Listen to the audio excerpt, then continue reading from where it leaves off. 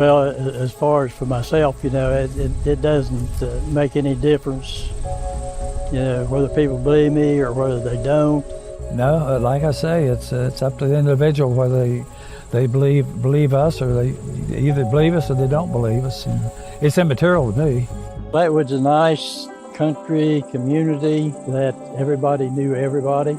It's back to the old country West Virginia home now, country roads. Well, we was at the playground at the Flatwoods grade school, and it was a day just about like today, nice out, a breeze.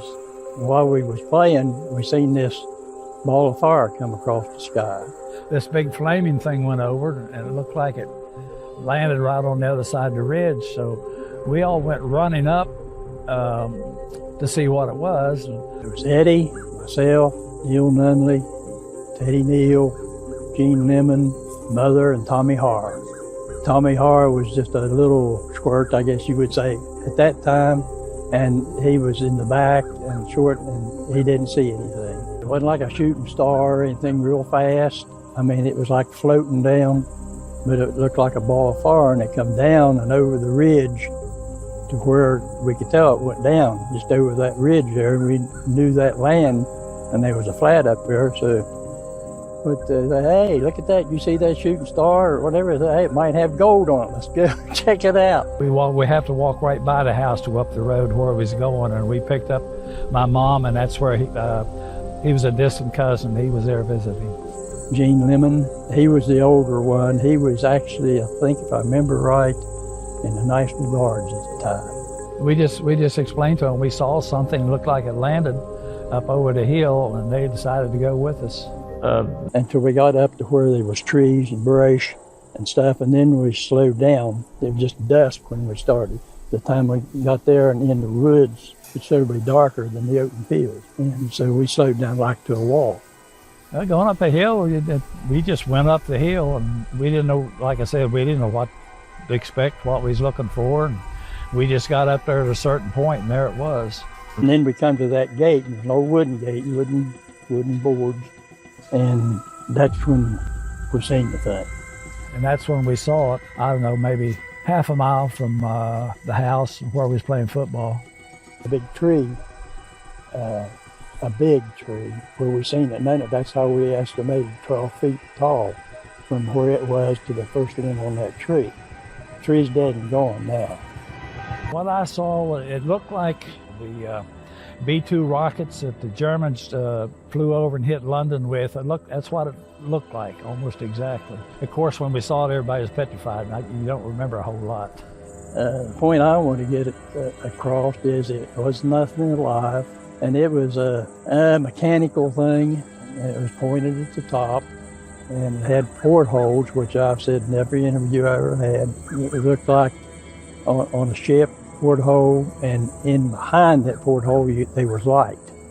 You could see in behind, but I couldn't see anything. It was just one quick look and we was gone. I do not have a theory. All I know, it was mechanical. I know it was a little early in history to see something like that, but other than that, I can't explain it. It's my theory that something landed up there, and they put what they call a sentinel down, because that was the only road exit that could get up to that place. They put a sentinel down there. Well, we wasn't anything till we saw it, and then we was, I don't know what you call it, afraid or confused or what, but everybody just turned around and took off. And that's when we all run. There was another gate on down next to where the old house used to be, and it was about a 6-foot gate, and I think I read in the paper where my mother jumped that fence. She was athletic type, but not that athletic type. We basically ran all the way to the house, and no one said a thing. There was a guy that lived on the knoll across the valley from that. He seen, I think, come in, and he said he seen it take off. And then there was other people that said, well, I seen that thing go through the sky.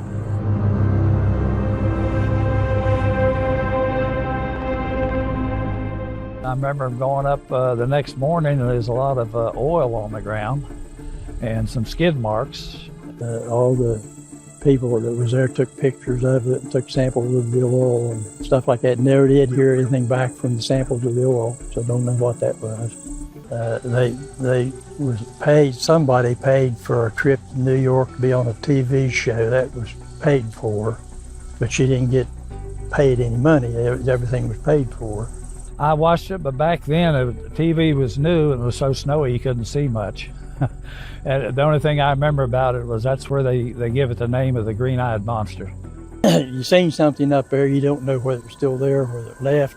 You know, a few days after that, there was people who was interviewed that seen it take off. I was afraid then. I think we all were. It was about half and half. It was about half the people made fun of it, and half the people said they saw things go over and they believed it. So it was pretty much split. After school, there'd be some kids that would bring it up. The biggest thing that they would say, my mommy and daddy said, that kept them out of trouble, you see. And my mommy and daddy said, y'all made all that up. Oh, it's different. It's entirely different what's been reported and written about over the years. Yes, there's a lot of things in there that's not factual. They want to sell papers. Controversy. Controversy makes news. You know, you see it more than ever today. A lot about everybody getting sick and a dog dying and what it had two big green eyes and all this, and none of that is true. We dug out a lot of ground holes with that dog after that. Kathleen May, the lady that put Flatwoods on the world map, that's important to me. That it's, you know, there is a Flatwoods, West Virginia, you know. I'm like my brother, I like to forget the whole thing. The only thing that I want to get the word out is actually what we seen. It wasn't a monster, it was a mechanic or something or other. But I would like to publicize it for the town of Flatwoods and for Braxton County and for the state of West Virginia. I don't really think about it. To be honest with you, I wish it never happened. I wish it never happened, and I wouldn't have to think about it. I wouldn't have to explain to people all the questions I get asked and all that. I'd rather just go away.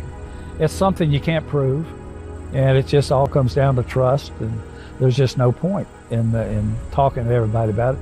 They got opinions, you're not going to change your opinion one way or the other.